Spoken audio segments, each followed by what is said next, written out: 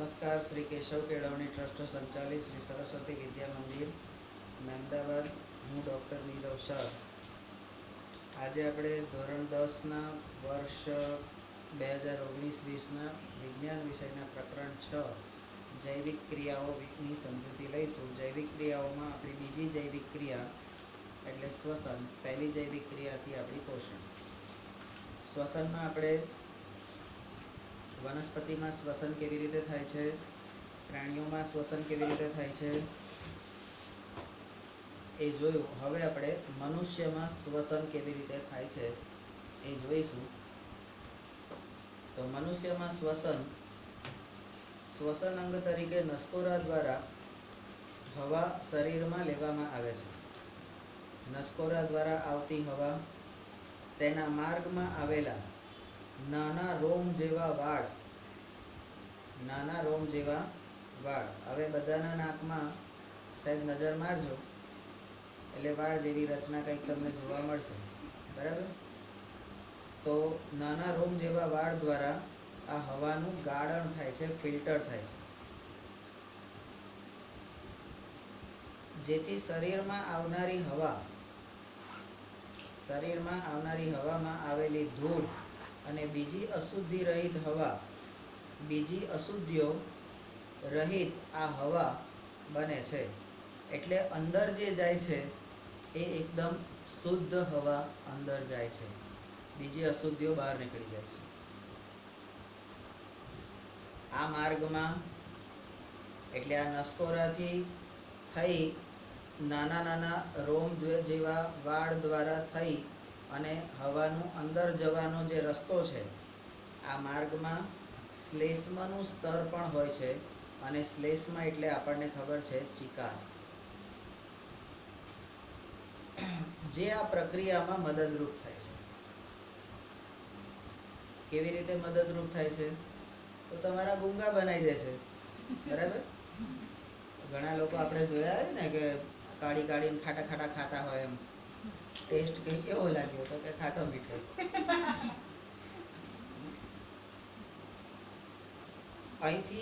અહીંયાથી હવા ગ્રીવા દ્વારા, હવે આ ગ્રીવા એટલે તમારી ગરદન દ્વારા ફેફસામાં વહન પામે છે. હવા અંદર જાય છે. એક સામાન્ય શ્વાસ લો તમારી જાતે અને એ શ્વાસ અંદર ક્યાં સુધી જાય છે એનો અનુભવ કરો, બરાબર? કે તમારા નાક દ્વારા જે તમે શ્વાસ લેશો એ ગળા દ્વારા અહીંયાના રસ્તે થઈ અને અંદર જશે. એ ફેફસામાં જાય છે ત્યારે એ આપણને ખબર પડે છે. શ્વાસ લઈએ છીએ ત્યારે આપણી છાતી ફૂલે છે કે સંકોચાય છે એ આપણને કેવી રીતે ખબર પડે છે? તો એ અંદર ફેફસા હોવાની સાબિતી છે. જેની છાતી ફૂલતી નથી અથવા તો સંકોચન પામતી નથી એને સમજી લેવું કે અંદર ફેફસા જેવી કોઈ આઈટમ છે નહીં. તો ફેફસામાં વહન પામે છે. ગ્રીવા કે કંઠ નળીના પ્રદેશમાં કાસ્થીની વલયમય રચના, કાસ્થી, અસ્થિ નહીં, કાસ્થી. આપણે ધોરણ 9માં પ્રાણી સૃષ્ટિમાં આપણે પેશીઓ, તો પેશીઓમાં અસ્થિ પેશી, બરાબર? પછી અસ્થિ, કાસ્થી, આ બધી વસ્તુઓ ધોરણ 9માં શીખી ગયા. અને ત્યારે મેં કીધું હતું કે આપણી સ્વર એટલે આપણી જે શ્વસન નળી છે, આપણી જે અન્ન નળી છે ને, એ તો બિચારી નાજુક નમણી પાઇપ જેવી માસલ રચના છે. પણ એની આગળ પાછળ આવેલી જે આપણી શ્વાસ નળી છે, એ શ્વાસ નળીનો આકાર આપણને બધાને ખબર છે. બાળપણથી આપણે ચિત્રોમાં જોયેલી છે. બંગડીઓ કે પાટલા ગોઠવેલા હોય ને એવી રીતની રચના છે. તો એ જે બંગડી કે પાટલા ગોઠવેલા હોય છે એ કાસ્થીના બનેલા હોય છે, એ અસ્થિ હોતા નથી. હાડકા નહીં, પણ હાડકાનું જ એક સ્વરૂપ કાસ્થી એના બનેલા છે, બરાબર? તો કાસ્થીની વલયમય રચના હાજર હોય છે ગરદનના આ કંઠ નળીના પ્રદેશમાં કોક દાડો એવો ટ્રાય કરવાનો, બરાબર. અને હવે મને કોઈ એમ કહો કે આ શ્વાસ નળી આગળ છે કે અન્ન નળી આગળ છે? જરી પોતાનું ગળું દબાઈને જોઈ લો. તો આગળ તમને આ કાસ્થીની વલયમય રચના દેખાય છે કે પછી એકદમ સ્મૂધ કાસ્થી? સિમ્પલ વસ્તુ છે, કુદરતે બધી વસ્તુને રક્ષણ આપેલું છે. કોમળ વસ્તુ શરીરની અંદર, મજબૂત વસ્તુ બહાર. ગળામાં કોઈને કહેજો ફેંટ માર, કશું નહીં થાય. ઉડતું પેલા હાથે વાગશે, પેલાના હાથે વાગશે. કેમ? અને એ કાસ્થીની રચનામાં અહીંયા આગળ આમ ઊંચું જોઈને આમ જુઓ તો ચાંચ ખુલેલી છે. અહીંયા ત્રિકોણાકાર ભાગ હશે, એ ત્રિકોણાકાર ભાગ આમ કાણું દેખાય છે અંદર કે કાણું નથી? શું હાથ લેતો નથી? નથી, બરાબર. એટલે ખુલ્યું નથી હજી. હા, ખુલ્યું નથી. હવે જુઓ અહીંયા તમે જોઈ શકો છો કે કાસ્થીની રચના, તમે જો જ્યાં જ્યાં હાડકું બહાર છે ત્યાં આગળ ફોકસ વધારે પડે છે. જાણે પેલો સાપ બેઠો હોય ને, કોબરા, પટ્ટાવાળો સાપ. તમે જુઓ તું ગળ અંદર જોઈ ઊંચું નીચું થયું, બરાબર. તો આ કાસ્થીમય રચના એ શ્વસન નળી છે, પણ એ શ્વસન નળી અન્ન નળીની જોડે બરાબર અડીને છે. અને એ બે છે ને ઘાટી ઢાંકણ, બે ખાઈ હોય ને, અને ખાઈ પ્રદેશ જે હોય એને આપણે ઘાટી કહીએ છીએ. રાજસ્થાનમાં કે પર્વતોની ઉપર ચડવાની જે વસ્તુ હોય ને એને આપણે ઘાટી કહીએ છીએ, બરાબર. તો એ આ બંને નળીઓ આ ઘાટી ઢાંકણથી બંધ કરેલી હોય છે. ખાલી ઉપર એક ઢાંકણનું જ હોય, ખુલ્લું ઢાંકણું. જ્યારે ખોરાક લેવાનો હોય ત્યારે આ ઢાંકણું આમ થઈ જાય, એટલે ખોરાક સીધો મોઢામાંથી સીધો અન્ન નળીમાં જાય. અને જ્યારે શ્વાસ લેવાનો હોય ત્યારે આ અંદર જતું રહે. એટલે ખોરાક આપણે કન્ટિન્યુઅસ લેતા નથી, એટલે આ ઢાંકણું તો બંધ જ હોય, જ્યારે જોઈએ ત્યારે જ ખુલે. પણ આ ઢાંકણું ખુલ્લું હોય છે, બરાબર. અને એટલે ઘણી વખત ખાતા ખાતા અથવા પાણી પીતા આપણને અંતરસ જાય છે. તો આ અંતરસ જાય છે એટલે શું? તમારો જે ખોરાક અન્ન નળીમાં જવાની જગ્યાએ આ ઘાટી ઢાંકણું ઊંધું ખુલી ગયું, શ્વાસ નળીમાં જતું રહ્યું, એટલે આપણને અંતરસ આવે છે. ખબર પડી? એટલે જોડે જોડે રહેવાનો ફાયદો છે, નુકસાન ક્યારેક થાય. તો એ નુકસાન શું છે? આ છે, બરાબર. તો કાસ્થીની વલયમય રચના અહીંયા આગળ હોય છે. એ સુનિશ્ચિત કરે છે કે હવાનો માર્ગ બંધ ન થઈ જાય, રસ્તો ખુલ્લો રહે. હા, રોડ ખુલ્લો રહે. માટીનો રોડ બનાવ્યો હોય અને વરસાદ પડે, હા, ચારે બાજુ ચીકણું ચીકણું થઈ જાય, જેમ અહીંયા ચીકણું ચીકણું થઈ જાય છે એમ, બરાબર. અને ચીકણું થઈ જાય એટલે કોઈ બી લપસી પડે. પણ પાક્કો રોડ બનાવેલો હોય, બે બાજુની ધારો મજબૂત કરેલી હોય, બરાબર, બોર્ડર બરોબર કરેલી હોય, પથરા ગોઠવેલા હોય, તો એક્સિડન્ટ થાય તો પણ કોઈ ગાડી નીચે પડે, ઘાટી ઢાંકણમાં નીચે ના પડી જાય, જ્યાં જવાનું હોય ત્યાં જ જાય. અહીંયા આગળ હવા ક્યાં જાય છે? શ્વાસ નળીમાં, બરાબર. ચલો હવે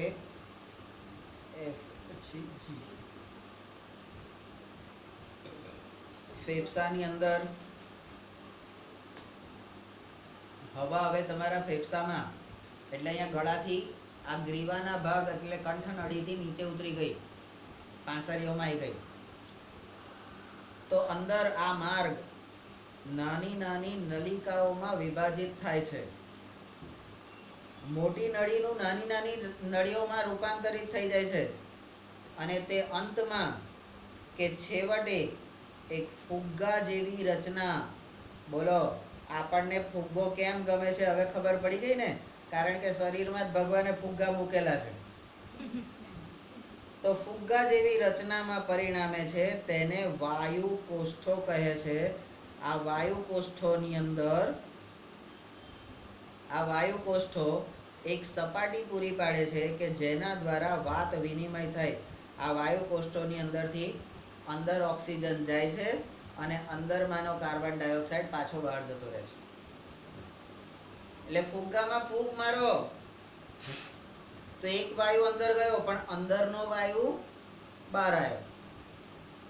અંદરની હવા બહાર આવશે ને, કારણ કે કોઈ પણ ખાલી જગ્યા જ્યાં હોય ત્યાં શું હોય છે? હવા. શું હોય છે? હવા.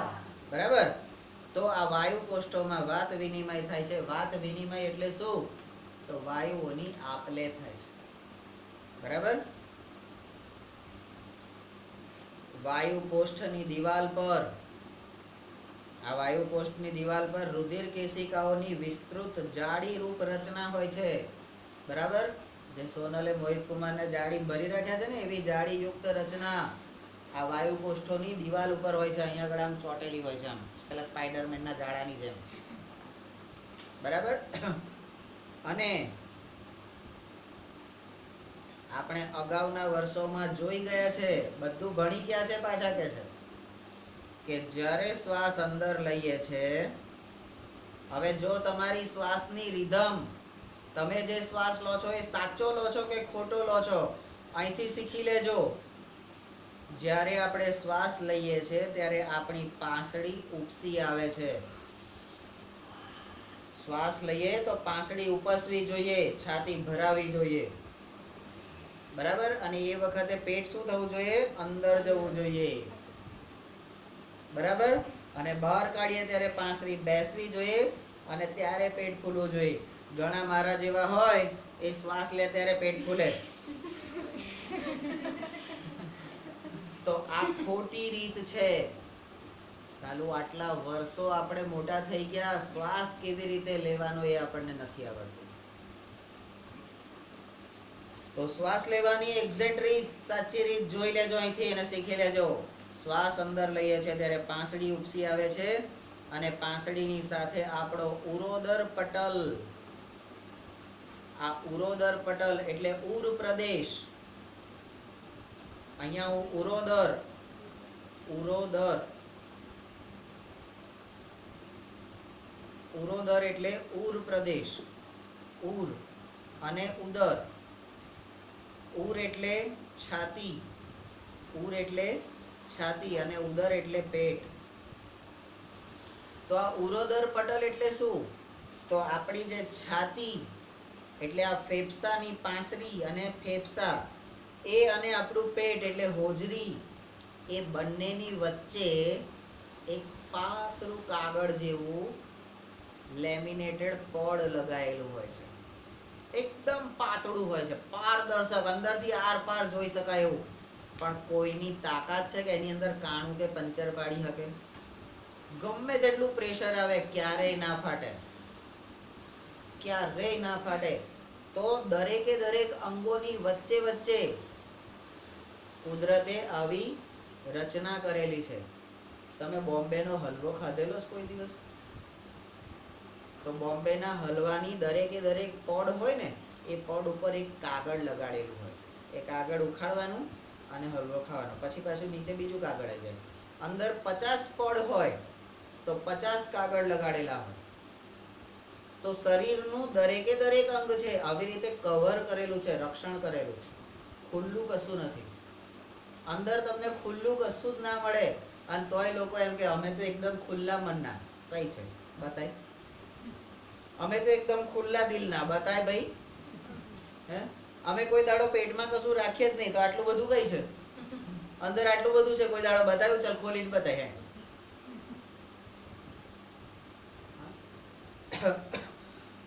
તો આ ઉરોદર પટલ એટલે છાતી અને પેટ એ બંનેની વચ્ચે આવેલું એક પડ. પડ એટલે અસ્તર. એ ચપટો બની જાય છે આપણે શ્વાસ લઈએ છીએ ત્યારે. અને એના પરિણામ સ્વરૂપ શું થાય છે? તો કે એના પરિણામ સ્વરૂપે ઉરસીય ગુહા, ઉરસીય ગુહા એટલે તમે શ્વાસ લો ફરીથી. હવે જુઓ, આ જે છાતીના ભાગની જે ગેપ છે ને બે પાંસળીની વચ્ચેની, ત્યાં તમને ખાલી ખાલી થઈ ગયું હોય ને એવું લાગશે. બરાબર? ખાલી ખાલી થયું હોય એવું લાગશે. અને જો હોજરી અને અડેલી હશે ને તો એ ખાલી નહીં લાગે, પણ તમે શ્વાસ લેશો ને તે વખતે થોડોક ટાઈમ માટે તમને એવું લાગશે કે આ ખાલી થઈ ગયું, ગેપ પડી. શું થયું? ગેપ પડી. બરાબર? એ ઉરસીય ગુહા. ઉરસીય એટલે ઉરસ. ઉરસ પ્રદેશ એટલે છાતીનો પ્રદેશ. ઉરસ પ્રદેશ એટલે છાતીનો પ્રદેશ. બરાબર? તો ઉરસીય ગુહા મોટી બને છે. પછી શું? તો કે આ કારણથી હવા ફેફસામાં દાખલ થાય છે. આટલી બધી વસ્તુ થાય છે ત્યારે હવા ફેફસાની અંદર દાખલ થાય છે. બોલો, તે સુધી તો થતી નથી. દાખલ થાય છે અને વિસ્તરણ પામેલા વાયુ કોષ્ઠોને ભરી દે છે હવાથી. હવે અંદર જે ફુગ્ગા હતા ને વાયુ કોષ્ઠો, એની અંદર હવા ભરાઈ જાય છે એટલે ફુગ્ગા બધા ફૂલી જાય છે. બરાબર? હવે શું થાય છે? તો કે રુધિર એટલે કે લોહી એ શરીરમાંથી કાર્બન ડાયોક્સાઇડને આ વાયુ કોષ્ઠોમાં મુક્ત કરવા માટે લાવે છે. આપણા આ વાયુ કોષ્ઠોના દિવાલ ઉપર આગળ કીધું કે રુધિર કેશિકાઓનું કરોળિયાનું જાળું એ એની પર ચોંટેલું હોય છે. અને આ રુધિર કેશિકાઓ એટલે કઈ? તો કે તમારી શરીરની શિરા, અશુદ્ધ રુધિર વાળી. બરાબર? અશુદ્ધ રુધિર વાળી એ શું કરે છે? આખા શરીરમાંથી કાર્બન ડાયોક્સાઇડ વાયુ આ ફુગ્ગામાં ભરવા લઈ આવે છે.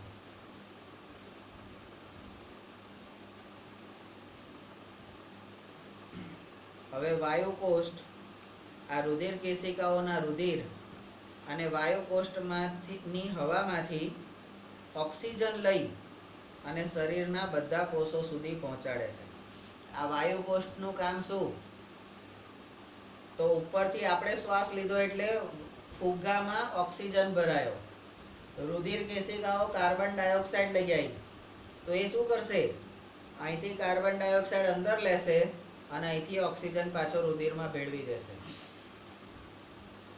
તો એમાં પણ વચ્ચે કંઈક હશે ને, બે વાયુ ભેગા ના થઈ જાય એના માટે કંઈક તો વ્યવસ્થા હશે ને. બરાબર? જોઈએ આપણે. હવે શ્વાસોશ્વાસના ચક્ર દરમિયાન જ્યારે વાયુ અંદર અને બહાર આવાગમન પામે છે, આવાગમન એટલે આવવાનું અને જવાનું, આવાગમન, ત્યારે ફેફસા હંમેશા હવાના વિનિમય માટે વિશિષ્ટતા દર્શાવે છે. જેથી ઓક્સિજનના શોષણ, આ ઓક્સિજનનું શોષણ કોણ કરે છે? આ વાયુ કોષ્ઠોની ઉપર જે શિરાઓ છે ને એમાંનું લોહી બધું શોષી લે છે. અને એટલા માટે જ કહે છે લોહી ના પીસ, લોહી ના ચૂસીસ. આ મચ્છર મારું લોહી પી ગયો, આ છોકરો તો ખબર નહીં કયા કાળનો જન્મ્યો છે ને મારું લોહી પી ગયો. બરાબર? તો અહીંયા ઓક્સિજનનું શોષણ અને કાર્બન ડાયોક્સાઇડ વાતાવરણમાં મુક્ત કરવા માટે પર્યાપ્ત સમય મળી રહે છે. જે રસ્તે ઓક્સિજન અંદર ગયો એ જ રસ્તે ઓક્સિજન એટલે કાર્બન ડાયોક્સાઇડ બહાર આવે છે. કોઈ બીજી જગ્યાએથી આવે છે અને ભૂલે ચૂકે કોઈ બીજી જગ્યાએથી આવે તો તકલીફ થઈ જાય. બરાબર? MnO. જ્યારે પ્રાણી કદમાં મોટું હોય છે ત્યારે ખાલી પ્રસરણ દાબ અવર જવર માટેનું જે દબાણ હોય ને એને પ્રસરણ દાબ કહેવાય. એના વડે જ બધા અંગોમાં ઓક્સિજન પહોંચાડવો અશક્ય હોય છે. મોટું પ્રાણી હોય, વિશાળકાય પ્રાણી, તો સીધી રીતે તો બધી જગ્યાએ ઓક્સિજન પહોંચે નહીં. તો કહે છે જો કે ફેફસામાંની હવામાંથી શ્વસન રંજક દ્રવ્ય કણ, ફેફસાની હવામાંથી શ્વસન રંજક દ્રવ્ય કણ આ ઓક્સિજનને લઈને પેશીઓ સુધી પહોંચાડે છે, જેમાં ઓક્સિજનની ઉણપ હોય. જ્યાં જ્યાં શરીરમાં ઓક્સિજનની ઉણપ હોય ત્યાં આગળ આ ફેફસાની હવામાં એક શ્વસન રંજક નામનું દ્રવ્ય છે. હવે આ શ્વસન રંજક તરીકે કોણ છે એ પણ કદાચ તમને આપેલું હશે તો આપણે જોઈશું. નહીં આપેલું હોય તો છોડી દઈશું, કારણ કે 11માં તમારે સાયન્સમાં ભણવાનું હશે. તો જ્યાં જ્યાં ઓક્સિજનની જરૂર છે, ઉણપ છે, ત્યાં આગળ આ શ્વસન રંજક શરીરના દરેકે દરેક કોષ સુધી ઓક્સિજનને પહોંચાડવાનું કામ કરે છે. હવે માનવમાં શ્વસન રંજક દ્રવ્ય કણ કોણ છે? જો મેં કીધું નામ આપેલું છે. માનવીમાં શ્વસન રંજક દ્રવ્ય કણ કોણ છે? હિમોગ્લોબિન. સાલો ગુરુજી બહુ અશક્તિ આવી ગઈ છે. અશક્તિ આવી ગઈ છે એટલે ડોક્ટર શું કરે? હિમોગ્લોબિન ઓછું હશે, બેન તમારા આમ લોહી ઓછું હશે, બહુ વીકનેસ લાગે છે, બહુ ફિક્કી ફિક્કી પડી ગયો છું, બરાબર, અથવા ફિક્કી ફિક્કી પડી ગઈ છું. હા, શરીરમાં કઈ જોર કે જીવ જેવું હોતું, આખો દાડો પડી રહેવાનું જ મન થાય છે. આવું બધું કેમ થાય? તો શરીરની અંદર આ ઓક્સિજન પહોંચાડવા માટેનો જે આ કણ છે હિમોગ્લોબિન, એચબી, લોહીની અંદર જે એચબી હોય છે, હિમોગ્લોબિનનું પ્રમાણ હોય છે, છોકરી હોય તો 9 થી 13% અને છોકરો હોય તો 12 થી 16% હિમોગ્લોબિન તમારા શરીરમાં નોર્મલી હોવું જોઈએ. જો એનાથી ઓછું હોય તો સમજી લેવાનું કે શરીરમાં પૂરતી માત્રામાં ઓક્સિજન જતો નથી. આ હિમોગ્લોબિન શું કામ કરે છે? જે ઓક્સિજન માટે ઊંચી બંધન ઉર્જા ધરાવે છે. આ હિમોગ્લોબિન અને ઓક્સિજન એ બંને ભાઈ બહેન જેવું કામ કરે છે. હિમોગ્લોબિન અને ઓક્સિજન ભાઈ બહેન જેવું કામ કરે છે. એમનું બંધન રક્ષાબંધન જેવું એકદમ મજબૂત હોય છે, બરાબર. એકને બીજા વગર ચાલે નહીં, પણ એક આગો પાછો હોય તો બીજાની પથારી ફરી જાય. જો હિમોગ્લોબિન ઓછું હોય તો ઓક્સિજન પૂરતા પ્રમાણમાં પહોંચે નહીં, અને ઉપરથી ઓક્સિજન ઓછો આવે તો હિમોગ્લોબિન જીવી શકે નહીં. કરવું શું? તો હિમોગ્લોબિન ઓક્સિજન માટે ઊંચી બંધન ઉર્જા ધરાવે છે. એટલે એને જોડી રાખવા માટે, બાંધી રાખવા માટે બહુ જ ઊંચી, બહુ જ વધારે શક્તિ, ઉર્જા ધરાવે છે. એટલે કે બંધુતા ધરાવે છે. બંધુતા એટલે ભાઈબંધી.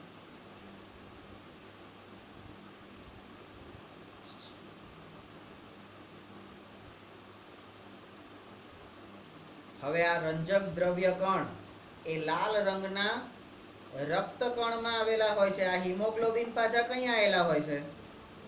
તો કે રક્તકણ. અને આ રક્તકણને અંગ્રેજીમાં શું કહેવાય? તો કે આરબીસી. આરબીસી કે આરબીસી? આરબીસી કે આરબીસી? આરબીસી, બરાબર. તો હિમોગ્લોબિન રક્તકણમાં આવેલા હોય છે, બરાબર. આ રક્તકણ એટલે આપણા લોહીના કણમાં, બરાબર. એમાં લાલ કલરના રક્તકણ અને વ્હાઈટ કલરના શ્વેતકણ, વ્હાઈટ કલરના શ્વેતકણ, બરાબર. આર પછી એસ. કાર્બન ડાયોક્સાઇડ પાણીમાં વધારે દ્રાવ્ય છે અને તેથી તેનું પરિવહન આપણા રુધિરમાં દ્રાવ્ય અવસ્થામાં થાય છે. કાર્બન ડાયોક્સાઇડ પાણીમાં વધારે દ્રાવ્ય છે એટલે એ રુધિર એટલે આપણા શરીરની અંદર જે પ્રવાહી છે એ કોને ખબર છે આપણા શરીરમાં કેટલા લીટર લોહી છે?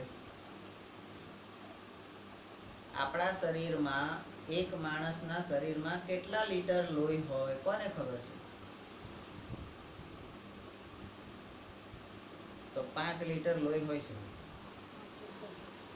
અને વિશ્વાસ ના આવતો હોય તો કોઈ બી એક જગ્યાએ કાણું પાડવાનું, બરાબર, અને ડોલ ભરી લેવાની. 5 લીટર વાળી ડોલ છે હવે આપણી પાસે, બરાબર. જો એટલું હોય તો સમજવાનું કે તમે માણસ છો. ના હોય, ઓછું વધતું હોય તો પછી કોકનું પીવાનું. કોકનું પીવાનું, લોહી તો પીવું જ પડે ને ભાઈ, બરાબર. તો આ કાર્બન ડાયોક્સાઇડ રુધિર દ્વારા પ્રવાહી અવસ્થામાં વાયુકોટરોમાં આવે છે, બરાબર.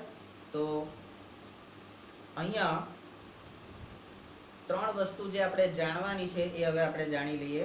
અહીં આપણી શ્વસનની પ્રક્રિયા પૂરી થઈ, એટલે શ્વસનમાં હવામાંનો ઓક્સિજન અંદર જાય છે અને રુધિરમાં રહેલો કાર્બન ડાયોક્સાઇડ એ બહાર હવામાં પાછો ફેંકાય છે. વધુ જાણવા જેવું છે પેજ નંબર 103 પર. તમાકુનો સીધો કે સિગાર, સિગરેટ, બીડી, હુક્કા, ગુટકા વગેરે સ્વરૂપમાં તમાકુના કોઈ પણ ઉત્પાદન કે બનાવટનો ઉપયોગ હાનિકારક છે. એ તમાકુ વાળા હાથે તમને કોઈ મસાલો, પાન, ચોકલેટ કશું બી આપે ગંદા હાથે, તો પણ એ તમારા માટે નુકસાનકારક છે. એટલે મણીલાલના ગલ્લેથી કોઈ દાડો ચોકલેટ લેવી નહીં. લેવી તો કે પહેલા હાથ ધો, પહેલા હાથ ધો, અને એને કહો સાબુથી હાથ ધોવે, કોઈ દાડો ના જોઈએ, બરાબર.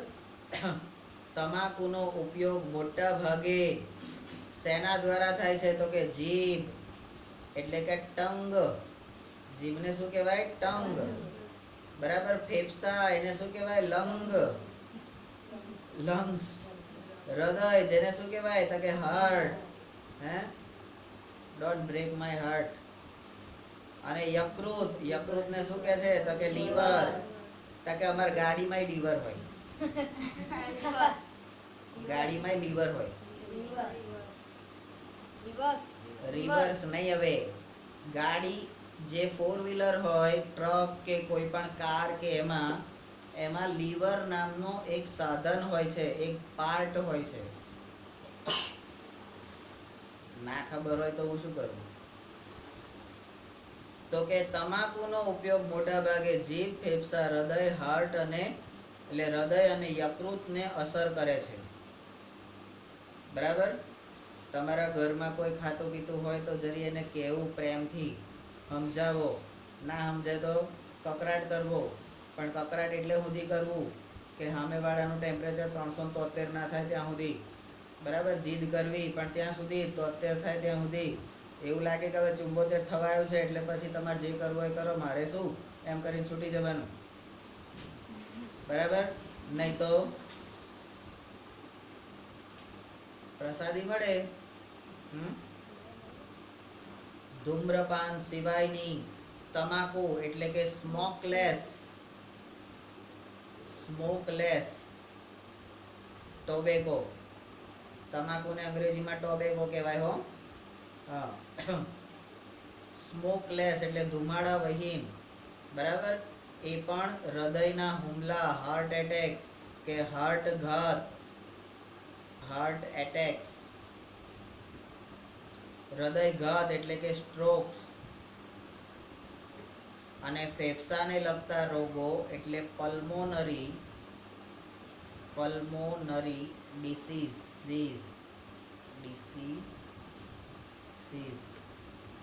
તથા ઘણા સ્વરૂપના કેન્સર માટેનું મુખ્ય જોખમી પરિબળ છે. તમે બીડી સિગરેટ નહીં પીતા પણ માવા મસાલા ખાવ છો. વિમલ, કુબેર, પેલા હીરો આવે ને એટલે આપણે જ વાતને હીરો સમજવા મળીએ. આમ પડી પાછું આમ કરીને અંદર પેલો આમાં હલાવે તો આપણે હલાવે, હા, અને પછી આમ કરીને ખાય. પાછા આવા 2-4 છોકરા હોય, અરે લેને ખા, કશું ના થાય, લાવે. બાયલો છું એમ કે, તો કે આ બાયલો છું, જાને નહીં ખાવું. એ વખતે બાયલો બની જવામાં વાંધો નહીં, પણ એ અંદર ગયા પછી જો કેન્સર થયું ને તો પછી બાઈએ ના લે, હે, અને કોઈ બાઈએ ના લે, બાઈ લે નહીં, બાઈ આલે નહીં, બરાબર. એના કરતા એ વખતે બાયલો થઈ જવું સારું. પછી તો કે છે ગુટકાના સ્વરૂપમાં, મેં કીધું આવી ગયું જો પડીકી, ગુટકાના સ્વરૂપમાં તમાકુ ચાવવાના લીધે ભારતમાં મુખ કેન્સરની ઘટનાઓ વધવા પામી છે. તો આના પરથી શું કહેવાનું? તંદુરસ્ત રહો, ફક્ત તમાકુ અને તેના ઉત્પાદનો માટે જ નહીં, કોઈ પણ પ્રકારનું ઝેર, કોઈ પણ પ્રકારનું વ્યસન, ભલે સોનલ એમ કહેતી કે તેજલ એમ કહેતી કે વિશાલ એમ કહેતો, બરાબર, કે કાર્તિક એમ કહેતો, અરે યાર ફ્રીમાં આપું છું, પહેલી ધારનો છે, આમ છે તેમ છે, ભાઈ તારે પીવું હોય તો પી, તારે ખાવું હોય તો ખા, હું તારા હાથની ચોકલેટ નહીં ખાઉં. કેમ? મણીલાલના ગલ્લેથી લાવી છે.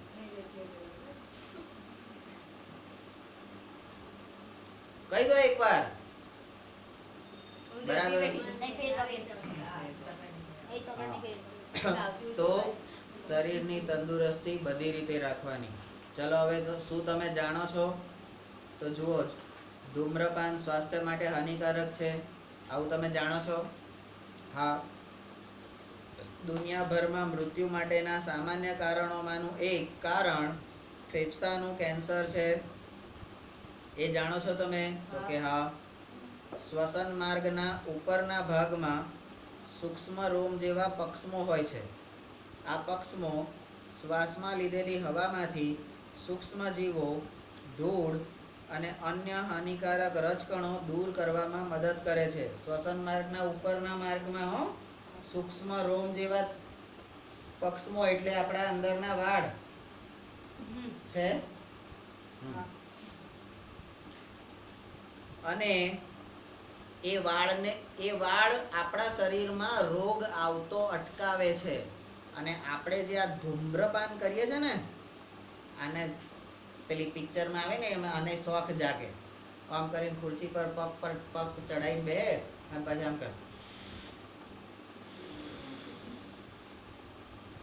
પણ એ ધૂમ્રપાનના કારણે આ રોમ છિદ્રો, આ રોમ એનો નાશ થઈ જાય છે, અંદર રહેતા જ નથી.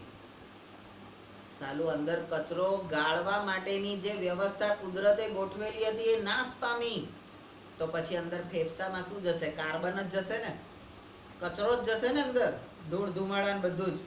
બરાબર.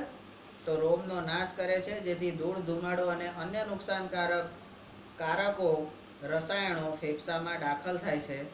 ફેફસામાં દાખલ થઈને એ લોકો શું કરે છે? આ એવા પ્રકારના જીવાણુ છે જે અંદર જઈને પગ પોળા કરે છે. વાયરસ જેવા છે. બહાર હોય ત્યાં સુધી નુકસાન ના કરે, પહેલા અંદર જાય ને પછી અંદર એકદમ જ કરોડોની સંખ્યામાં વધી જાય. આજ સવારે જ મેં વાયરસ બતાવ્યો. એક વાયરસ જે અમારા વખતનો મેં કીધું હતું, એ વાયરસ આજ સવારે જ બતાવ્યો. બરાબર. એનું સંક્રમણ કફ અને ફેફસાના કેન્સરને પ્રેરે છે. બરાબર. તો કોઈ પીતું હોય તો એની આજુબાજુમાં પણ ઊભા રહેવું જોઈએ નહીં, કારણ કે એનો ધુમાડો પેસિવ સ્મોકિંગ કહેવાય. કોઈ સિગરેટ કે બીડી પીતું હોય, તમે એની આજુબાજુમાં હોય તો એ પેસિવ સ્મોકિંગના કારણે પણ તમને કેન્સર થઈ શકે છે, તમે પીતા હોય કે ના પીતા હોય. બીજી વસ્તુ, તમારા ઘરમાં છોકરી હોય તો તમારો ઘરવાળો જો આવું કંઈક સિગરેટ બીડી પીતો હોય તો એની અસર તમને, ભલે તમે ના પીતા હોય તો પણ તમને થાય છે. બરાબર. તો પહેલા જ પૂછી લેવાનું, પીવે છે? તો કે શું? કઈ બી પીવે છે? પાણી સિવાયનું, દૂધ સિવાયનું, ચા સિવાયનું? એટલે આમ કે આમ કશું પીવે છે એમ એવું પૂછી લેવાનું છોકરીઓને. એટલે છોકરીઓ છોકરાઓને પૂછી લે એમ, અને પછી નક્કી કરે. એમને પપ્પાએ કીધું છે ને આ નહીં પાડી દેવાની. બરાબર. કારણ કે એ મુઓ પીતો હશે, નુકસાન તમને કરશે. બરાબર. પછી નામ તો છેવટે તમારું જ આવે. કોણે લીધે? તો કે તારા લીધે. કોને લીધે? તો કે તારા લખણે, તારા પાપે. પણ આવ્યું ક્યાંથી એ કોઈ નહીં જુએ. અહીંથી આવ્યું એવું કોઈ નહીં જુએ. બરાબર. આ વસ્તુ ખાસ ધ્યાનમાં રાખવાની. જો હવે જાણવા જેવું છે, જો વાયુકોષ્ઠની સપાટી ફેલાવવામાં આવે, આપણા જે અંદરના ફુગ્ગા છે ને, ફુગ્ગા, એ ફુગ્ગા ફેલાવવામાં આવે ને, તો એ ફુગ્ગા બધા ભેગા થઈને કેટલો વિસ્તાર ઢાંકે છે ખબર છે? લગભગ 80 મીટર સ્ક્વેર, 80 ચોરસ મીટર વિસ્તારને ઢાંકી દે છે.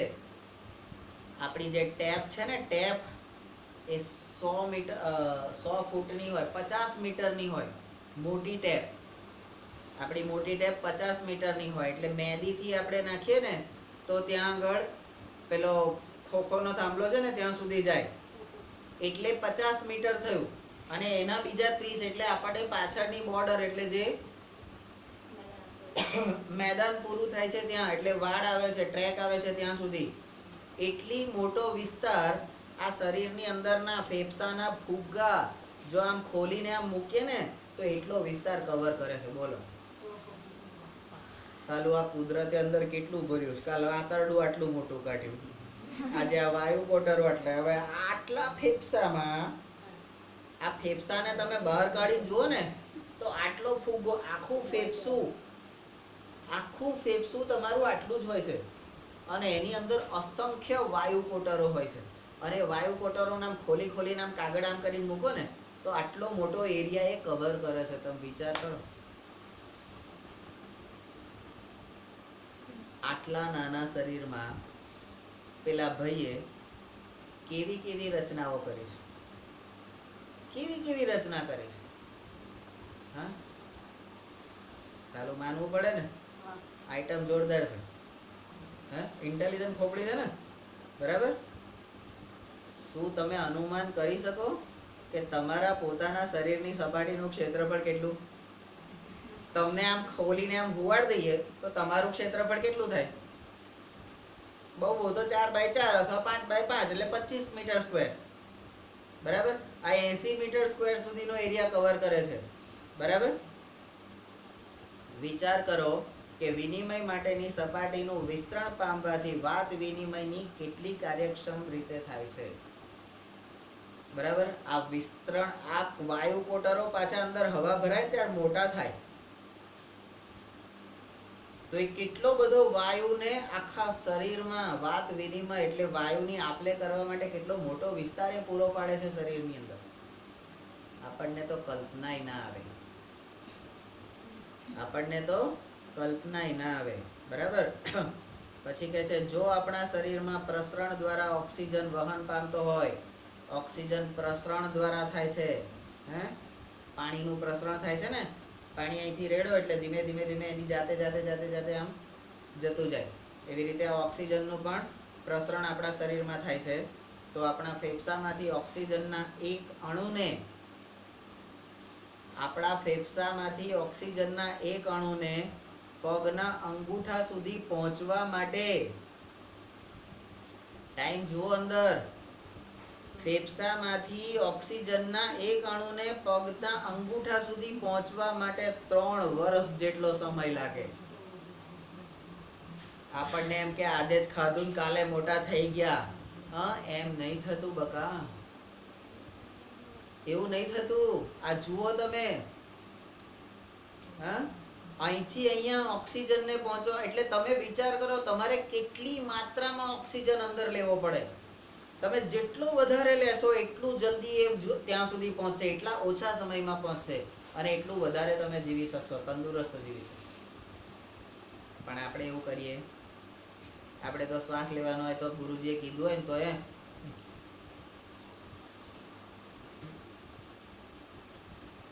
શ્વાસ લેવામાં ચોરી કરીએ, એમાં ઈમાનદારી ના રાખીએ. બરાબર. શું તમને આ બાબતની ખુશી નથી કે આપણી પાસે હિમોગ્લોબિન છે? આ હિમોગ્લોબિન છે ને, આ હિમોગ્લોબિન, જો ઓક્સિજન એની રીતે, એની ગતિએ જો આખા શરીરમાં વહન પામે ને તો એને ફેફસાથી પગના અંગૂઠા સુધી પહોંચવા માટે 3 વર્ષનો સમય લાગે છે. પણ આપણી પાસેનું આ હિમોગ્લોબિન HB, આ હિમોગ્લોબિન એ ઓક્સિજનને ઘડીના 6ઠ્ઠા ભાગમાં આખા શરીરમાં ફેલાઈ દે છે. એટલા માટે તો પેલું હાર્ટનું જે ધબકારો હોય છે ને એ સેકન્ડોમાં હોય છે. ધક ધક ધક ધક ધક ધક. આજે પહેલું ધક થયું ને એની હાથે આખા શરીરમાં લોહી પહોંચી જાય છે. અને બીજું ધગ થયું ને ત્યાં સુધી શરીરના કચરાવાળું અશુદ્ધ લોહી પાછું આવી જાય છે. બરાબર? એક પળ વારમાં આમથી આમ બધું થઈ જાય છે. તમે વિચાર કરો કોના કારણે? કેટલું જરૂરી વસ્તુ છે. અને હિમોગ્લોબિન વધારવા માટે આપણે કેટલાય લોકોને કીધું હોય, બેટા દૂધ પીવું જોઈએ, બેટા લીલા શાકભાજી ખાવા જોઈએ, બેટા ટામેટા ખાવા જોઈએ, બેટા ગાજર ખાવા જોઈએ, બેટા કઠોળ ખાવા જોઈએ. હા, પણ કોણ ખાય? મારો બાપ ખાય. ગોળ ઘી રોટલી ખાવી પડે, સુખડી મગજ શીરો ખાવો પડે, ત્યારે આ બધા કણોની યોગ્ય માત્રા જળવાય અને યોગ્ય ઓક્સિજનનું વહન થાય. નહીં તો કશું થાય. ખબર પડી ગઈ કેતન કે બધું ઊંઘમાં ગયું? એમ ને? તો હિમોગ્લોબિન કેટલું જરૂરી છે ખબર પડી ને? એટલે હવે કોઈને આપવાનું હિમોગ્લોબિન, લે મારા 2% લઈ જા. એટલે આપશો તો મળશે ગધેડાઓ, આપતા શીખો. 1000 વખત કીધું છે આપતા શીખો, આપતા શીખો, તોય ના પાડી નાખે છે સાલો.